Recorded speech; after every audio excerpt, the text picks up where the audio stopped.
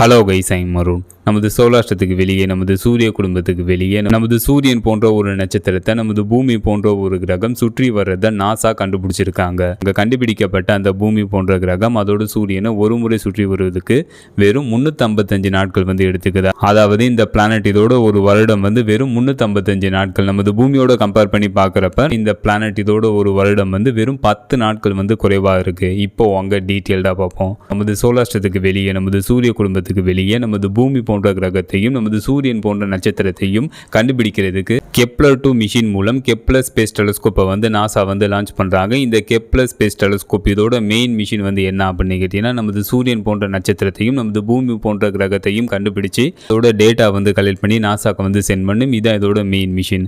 நாசாவோட Kepler space telescope send பண்ண டேட்டாவை NASA இப்போ ரீசெண்டாக ஸ்டடி பண்றாங்க, அனலைஸ் பண்றாங்க.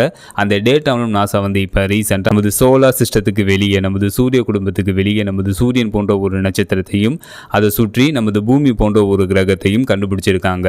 அதாவது HD 137010 எனும் நட்சத்திரத்தையும் அதை சுற்றி HD 137010b என்ற நமது பூமி போன்ற கிரகத்தையும் நாசா கண்டுபிடிச்சிருக்காங்க. இந்த பூமி போன்ற கிரகம் அதோட சூரியனை ஒரு முறை சுற்றி வருவதற்கு வெறும் 355 நாட்கள் எடுத்துக்குது. அதாவது நமது பூமி நமது சூரியனை ஒரு முறை சுற்றி வருவதற்கு 365 நாட்கள் எடுத்துக்குது.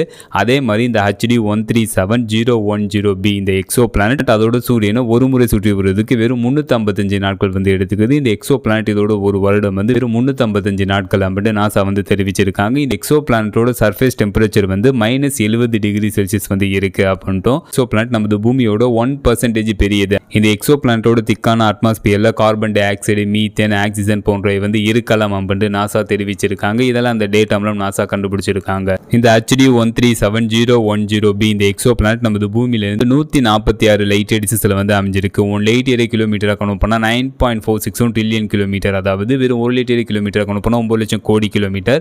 இந்த எக்ஸோ பிளானட் நமது பூமியில இருந்து 146 லைட் எடிசஸ்ல அமைஞ்சிருக்கு. அப்புறம் பார்த்தீங்கன்னா எந்த லைட் எடிசஸ்ல இந்த எக்ஸோ பிளானட் அமைஞ்சிருக்கு. அதுக்கப்புறம் இந்த யூனிவர்சல் இந்த பிரபஞ்சத்தில் எது ஸ்பீடா டிராவல் ஆகும்னா லைட் தான் ஸ்பீடா டிராவல் ஆகும். லைட்டோட ஸ்பீடு ஒரு செகண்டுக்கு ஒரு வினாடிக்கு 3 லட்சம் கிலோமீட்டர் டிராவல் ஆயிருக்கும். லைட்டோட ஸ்பீட்ல நம்ம டிராவல் பண்ணி போனாவே நமது பூமி போன்ற கிரகமான HD 137010b இந்த எக்ஸோ பிளானட் அடையிறதுக்கு 146 லைட் இயர்ஸ் ஆகும். ஏன்னா அந்த லிவிடிசஸ்ல இந்த எக்ஸோ பிளானட் அமைஞ்சிருக்கு. இந்த எக்ஸோ பிளானட்டை பற்றி நம்ம இப்போ பார்த்தோம்.